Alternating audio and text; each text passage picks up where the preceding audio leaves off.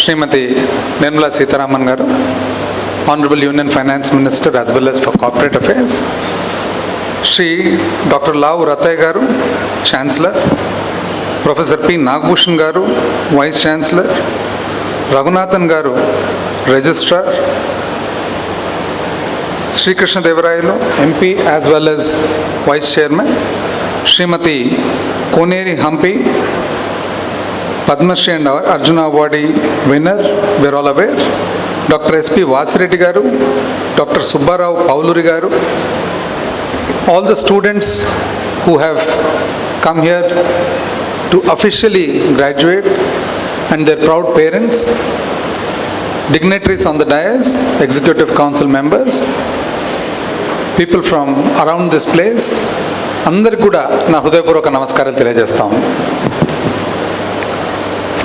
Good to see all the students wearing the Mysore Peti.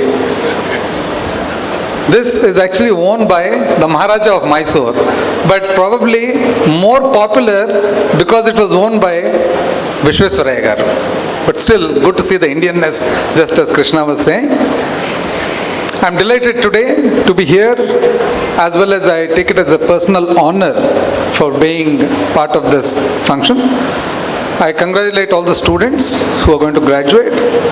My special wishes to the meritorious students, regards to the faculty members, and also to the Chancellor and Vice Chancellor for giving their valuable guidance. More importantly, to all the proud parents who have come to see their children graduate today.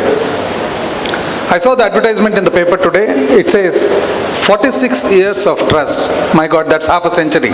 So I really have to congratulate Dr. Lau Ratay garu. That's half a century. And after coming into the campus, probably the first time I'm coming here, I was surprised. This looks like an actual university. This is an actual university with a sprawling grounds and buildings, and apart from each other with lot of greenery, trees, landscaping. This is how I think universities ought to be. Regarding Dr. Ratay garu, from here, first generation educationist, a visionary, because when we were students, I was in Hyderabad, but we always thought if we have to do private education, in those days, I'm talking about 3 decades ago, it was Ratay garu Institute. The vision that he has and the firm believer in the power of education. In fact, while he was speaking, it was surprising, but at the same time, very appreciative to see him speak about SDGs. Normally, sustainable development goals is something that is spoken in either government or in the corporate world. But this has to be appreciated. That is the sort of vision that we can see in Ratay garu's education and systems. At the same time, we also today are extremely honored and privileged because the chief guest of today's function, Srimati Nirmala Sitharaman garu, even though all of us are aware of who she is and her contribution, but because I had the opportunity to interact and also be there in close quarters on many occasions, including the GST Council, including the difficult COVID times, including the finance meetings, etc. I definitely have to, it's my duty to tell you all about certain aspects of ma'am's functioning. Krishna actually gave a very good description, narrative, but then she's actually a symbol. You can even say an epitome of success, dignity, poise, and is the pride of the nation, especially South India and Andhra Pradesh. Many odds, against many odds, a woman who has risen up to be a Minister of State for Commerce with independent charge, Minister, first woman Minister for Defense, and then Finance Minister during difficult times. The Make in India concept and Atmanirbhar that we see today, you can attribute most of it to ma'am. A fierce nationalist and also a very strong and pure nationalist, you can say. Simplicity, honesty, and she's very respectful to rules and conventions that are in vogue.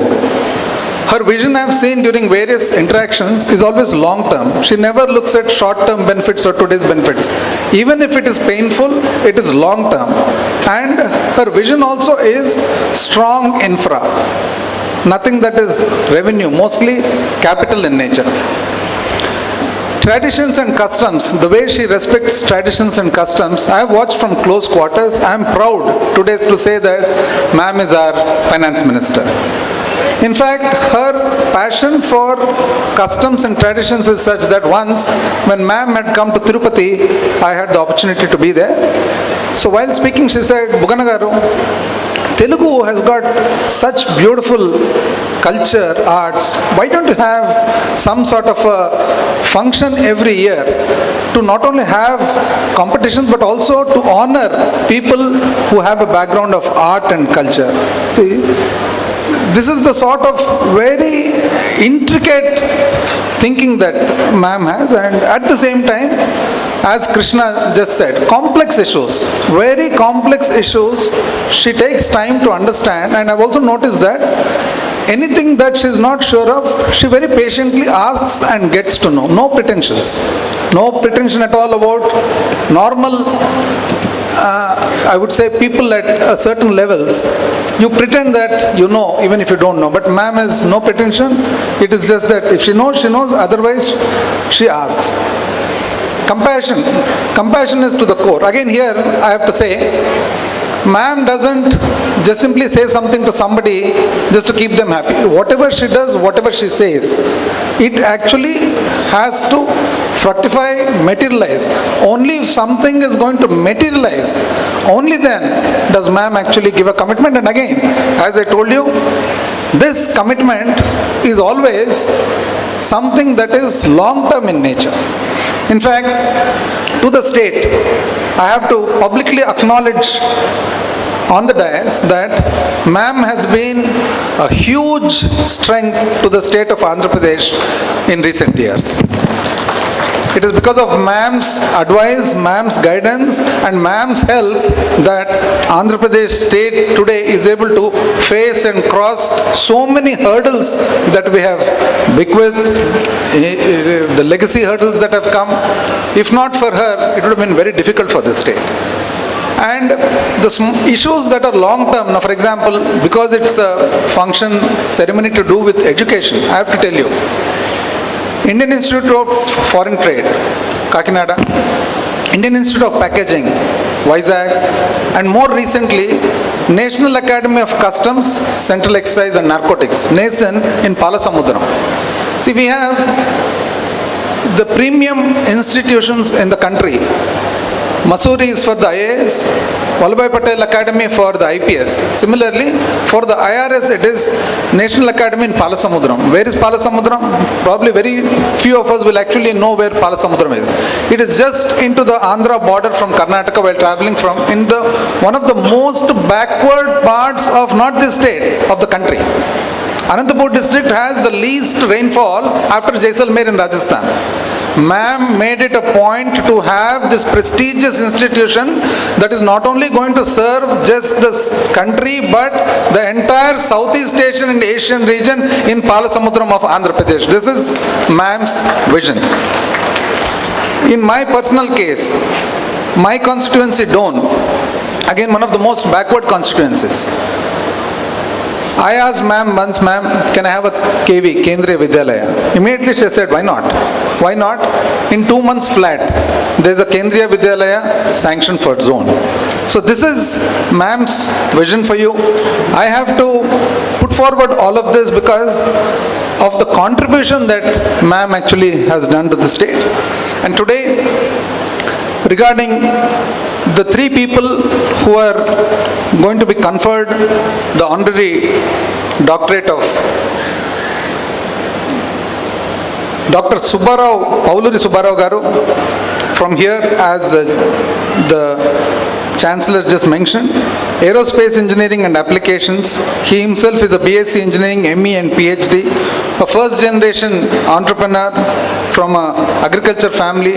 After 15 years of working in ISRO, he's on his own now with Anant Technologies established by him. More importantly, when I read about his contribution to providing basic and quality education to the tribals, Adivasis and the downtrodden, I thought he is one of the people who will definitely inspire all the students who are going to graduate today.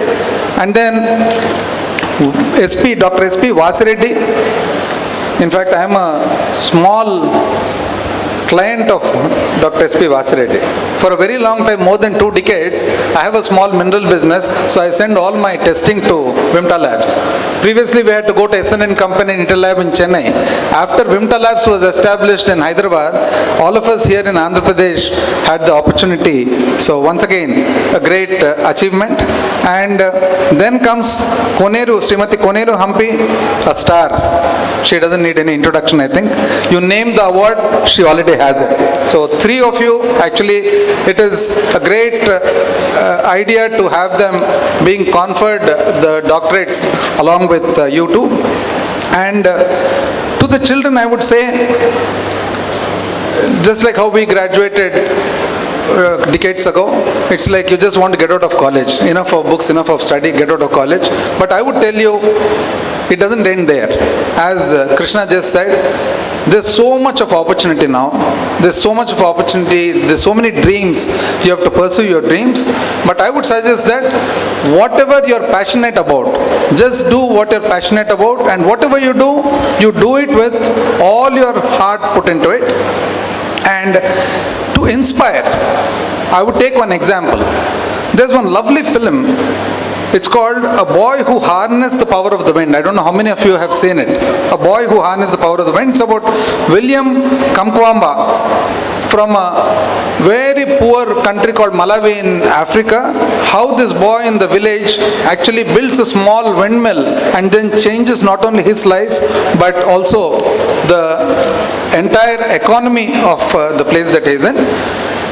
Andhra Pradesh as a state, we have spent quite a lot, invested quite a lot of effort, money, etc. on education. This is because of our Honorable Chief Minister Jagan Mohan Reddy Garu's vision again on educating our children. We have spent close to about, I think, 70,000 crores on education, by way of close to 26,000 crores in this last 4 years on incentivizing the mothers to send their children to school. We've spent on fee reimbursement alone about 11,317 and 4,000, 15,000 crores in all on fee reimbursement, as well as providing hostel facilities. And the nutritious food that we give to the children in the Anganwadis, we have spent about 4,000 crores. And then we have spent for the midday meals about 6,000 and odd crores. And Nadu Nedu, a prestigious program where we actually redo the entire schools so that they're also good and at par with the private and corporate schools. In the first phase of Nadu Nedu, that is redoing the entire school, civil infrastructure and otherwise, we have spent about 3,700 crores to redo 15,700 schools. In the phase 2, we are spending about 8,000 crores and about 22,344 schools. And in phase 3, the balance out of the 53,000 schools will be spending about 17,000 crores. And with this, the relevance of this again is about 3,000 crores we have received as help from Government of India. Ma'am has started during the difficult COVID times a scheme called Special Assistance to the States. So any state that spends money on capital assets, any expenditure capital in nature, we get a help in the form of a very long-term loan from Government of India. This again is ma'am's vision and ma'am's idea of kicking the economy up during COVID. So this is the sort of money that we've been spending on education. And lastly, with the faculty, I was actually quite happy to notice the NCC, because of late what we are noticing is tutoring is happening in the educational institutions, but very little mentoring is happening. So previously, if you look at the original Indian system of Gurukul education, so Gurukul education always had mentoring along with tutoring. And the sort of facilities that were given, as well as the interaction between the teacher and the student, is of utmost importance. Recently, I had an opportunity to visit various educational institutions and universities abroad. So I got to visit Harvard, MIT, Stanford, Duke, and very recently Oxford. I was amazed to see the amount of money that is spent on education and higher education in those countries. Take United States, for example. You have the best of the universities. Because you have the best of the universities, you have the best of the students from all over the world going there. So it is like skimmed milk, you get the cream. That cream goes there, and in that cream again you skim it, then that is the talent that is there. That is the reason that USA is where it is today. This was what Gurukuls was in India long, long ago. Nalanda, Takshila, Nagarjuna. So I think we have to get there, and during certain conversations with ma'am also said same thing, education is of utmost importance. And with the NCC, I was also very pleased to see, because civics, moral science, SUPW, and then SUPW, for example, in school, we had sewing, then we had gardening. So we always used to think, what do we get by learning to stitch buttons? In that age, we think, what do we get to learn stitch buttons? But later on, we realize it's not just about stitching buttons. It is about being self-reliant. What do we learn by gardening? It is not about gardening and cleaning. It is about dignity of labor. In fact, during the formative years, I would want to give you one more anecdote. My father, who himself was a product of IIT Kharagpur, he was a chemical engineer, but he came back and settled down in the village as a village sarpanch. So he told me during my formative years and while I was in college, I have 2 sons. It is actually my duty to send at least one to the army in the service of the nation, but I was selfish enough not to send any of them. I remembered this, and later on, after graduating, it strongly struck into me. I thought, if not army, let me serve the nation in some other way. So I've chosen politics as that sort of a service to the nation. The reason I'm telling you this is, academics is good, but post-academics, we always have to remember the country that has given us this, the parents who have given us this, and our duty and obligation both to the parents as well as the country. So once again, I wish you all the students the best in your lives, to take your dreams forward, to work towards your dream, and once again, all the best. Thank you. Jai Hind.